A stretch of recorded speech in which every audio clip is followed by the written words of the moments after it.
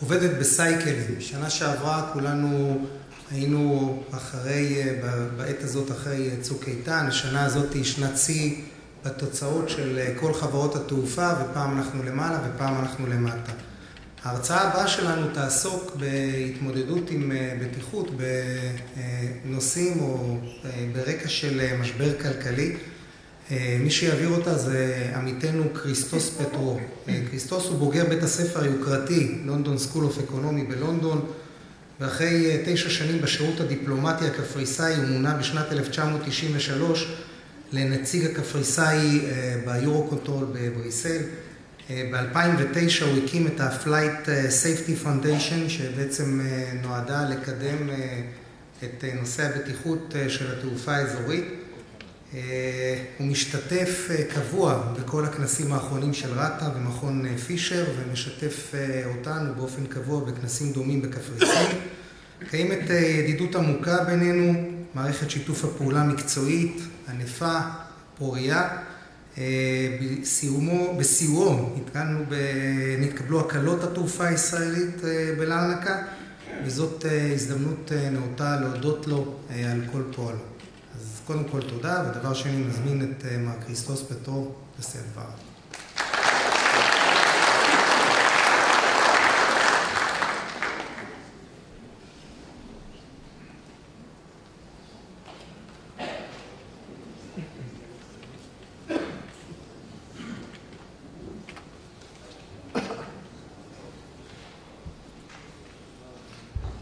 Ladies and gentlemen, dear friends, I will not attempt to speak in Hebrew, although if a Frenchman like Paul from Aéroport de Paris had the courage to speak Hebrew, then anybody can do it. But I will simply say Shalom.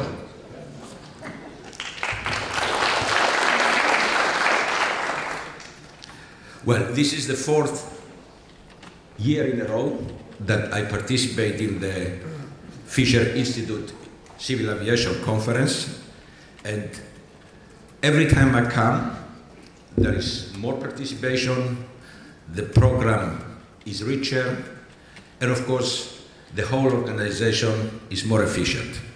I think, dear Aaron, you are learning from us, you are copying a little bit from us, but don't worry, we are not going to charge you for copyrights. Continue the good work. Well, indeed, we have very long and excellent cooperation with the פישר Institute, which culminated on the conclusion of a memorandum of cooperation 2 years ago. We are very pleased also for the cooperation that we have with practically the whole aviation community of Israel, such as the Civil Aviation Authority, the Israeli Air Traffic Controllers Association, AOPA, IATA, Regional Office, Israel, and others. This cooperation, of course, is naturally expected if one sees the history and the geography of the region. But geography and history does not always determine good relations and friendship. You need individuals who have a vision, who have a commitment, who take certain actions to develop this cooperation. And here in Israel, there are quite few of these people. But I'm obliged to make a particular reference to one person that he made all this happen, and that is Gadi Rege. He came to Cyprus some 4 years ago to participate in one of our conferences, and then he came back, I learned subsequently, very enthusiastic, telling everybody how good is Flight Safe Foundation in Cyprus and the connections they have, etc., etc. But I think he was lying. Actually, what he liked, it was the food and the lots of ouzo he was drinking. And then, of course, we had Giora Ron. I think he left the conference. He came the following year, and we told him, sir, strictly 15 minutes your presentation because we have a heavy program. The man put a slide there just with his name, and then he spoke for 45 minutes without any presentation, without papers in front of him. And of course, knowing his military history, nobody dared to say anything to him. So we kept quiet until he said it.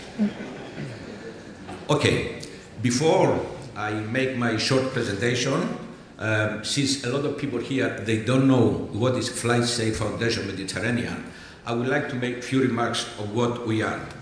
Our foundation was established in 2008 as a non-governmental, non-profit organization. It is governed by an executive board and an advisory committee consisting of several former ministers, representatives of international organizations, and others. The main objective of our organization is the contribution to flight safety in a very general sense.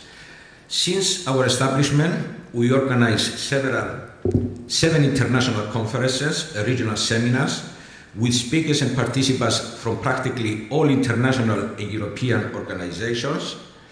And this participation led to the development of excellent relations and the conclusion of several memoranda of cooperation with several organizations such as ICAO, ICAC, JEA Training Organization, the Russian Flight Safe Foundation, Hellenic Aviation Society, and the Romanian European Institute. Furthermore, we organize certain activities which are not, strictly speaking, related to aviation safety, but we organize these activities as a social service to where we are. And these relate to seminars for fear of flying. One might say Flight Safety Foundation and is organizing seminars for people who are afraid to fly. Yet, if one realizes how many people they have this problem, how many thousands of people they have this problem, and how much help they can get from these seminars, then we feel that it was something worthwhile doing it. Furthermore, we organize also seminars for young people and unemployed people regarding the various professions in the air transport sector, what are the prospects for them to find a job, and that was highly appreciated as well. Regarding our planned activities for next year, these include, amongst others, the organization of our 8th International Conference, a regional seminar on aviation safety for offshore operations and search and rescue, and already we have some talks with certain people here in Israel, and I think it is a project that it will materialize sometime in the spring of next year. Another important activity that we are doing is to establish is an initiative of ours in cooperation with ICAO, ICAC, and other international organizations, European organizations, I would say, to establish an association of European aviation training organizations.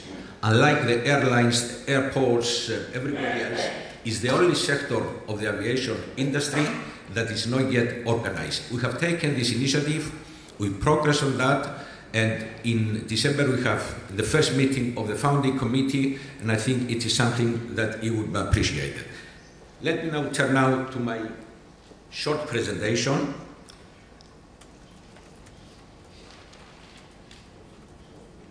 Is it with this one? Okay. Let me say from the outset that the few words I'm going to say, they're not based in any scientific study or any empirical data. It's simply, if you like, my own assessment and common sense. And the reason I think that there is no scientific study to make a direct correlation between economic crisis and safety is because it is extremely difficult. How can you assess the impact of economic crisis or economic changes on a sector that consists of so many players? A flight that it passed Tel Aviv to go to London, it involves regulators, air traffic controllers who themselves work with technology from the air traffic control system manufacturers, then pilots that operate aircraft that were manufactured by somebody else, airport, cooperation between the various FIR, the various air traffic control centers. So it's a series of complex activities that if there is a failure in safety, it is firstly very difficult to apportion responsibility for that failure, and then at the second level is to assess whether that failure it was related to economics or any other reason, and there are hundreds of reasons why that failure has taken place. There are a lot of failures that is a sequence of events. You cannot just say this is the reason. And then, of course, we have now other exogenous factors, war, conflicts, terrorists, that make it more difficult to make this assessment. So in order to have any chance to have a meaningful conclusion of the relation between economics and safety, we have to break down the question into various sectors. First of all, you have to define what is safety. Is it when an accident happens? Or is it because, if we take a company, for example, that they have a crash, but they fully respected and followed international regulations and practices on aviation, and then you have another company, they never had an accident, but consistently and systematically break the regulations. Which is the safer company? So we cannot judge safety by the number of accidents, and I think the only way to assess, to define safety, if there is any, is the following and adherence to international aviation regulations.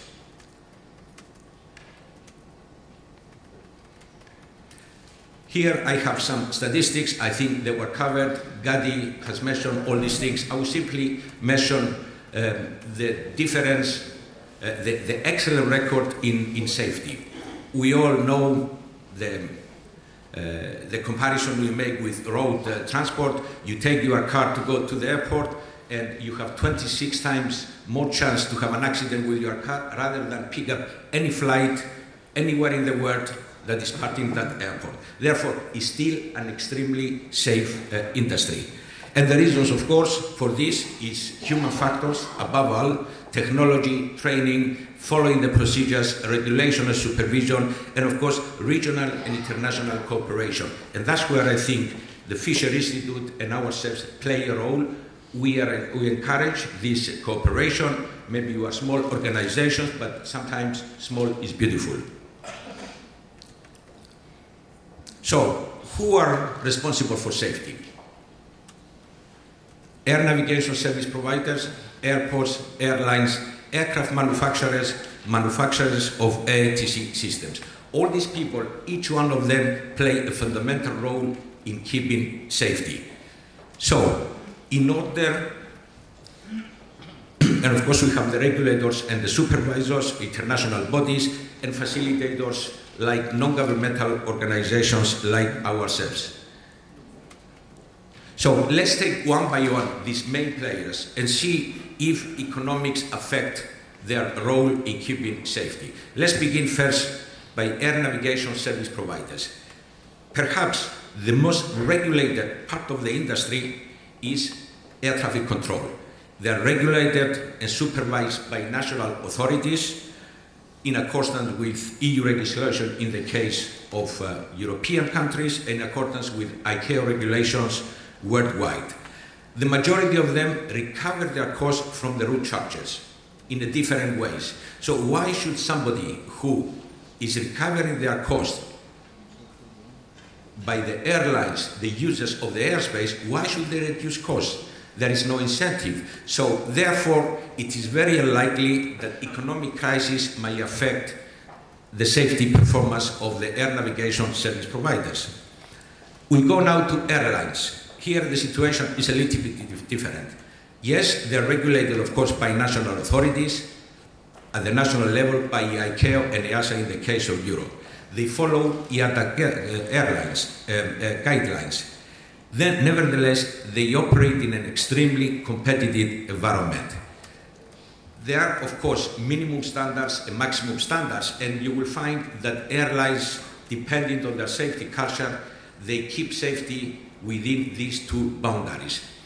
So one can conclude that because of this highly competitive environment, potentially there is a risk, marginal risk, that economics affect safety in terms of airlines. But that, of course, is also marginal, and then it depends, of course, also to the culture of each company.